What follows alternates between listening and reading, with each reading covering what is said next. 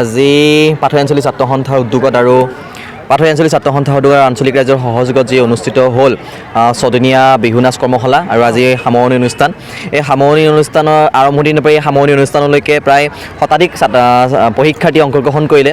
আমাৰ পাথৰিয়াত অঞ্চল বুলিয়েই নহয়, পশ্চিম দৰঙৰ বিভিন্ন অঞ্চলৰ পৰা আমি যদি চাওঁ ডিপিলা, ভেৰুৱা, নামখলা আদি অঞ্চলৰ পৰাও পৰীক্ষাৰ্থীসকল আহিছে আৰু খুবেই আমি ভাল লাগিছে যে ছাত্ৰ ছাত্ৰী এই লগতে অভিভাৱক আৰু ৰাইজৰ যি সঁহাৰি, সেই সঁহাৰি দেখি আপ্লুত হৈছোঁ।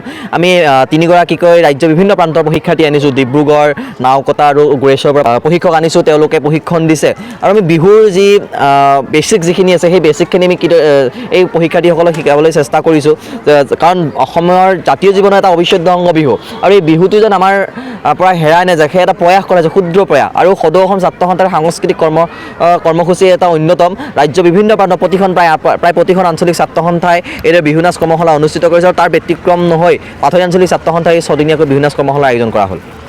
আমি পাথৰঘাট আঞ্চলিক ছাত্ৰ সন্থা আৰু আঞ্চলিক ৰাইজৰ সহযোগত আমি 2 তাৰিখৰ পৰা আজি 6 তাৰিখলৈ 7 তাৰিখলৈ আমি ছদিনীয়াকৈ আমি বিহু কৰ্মশালা অনুষ্ঠান কৰিলোঁ।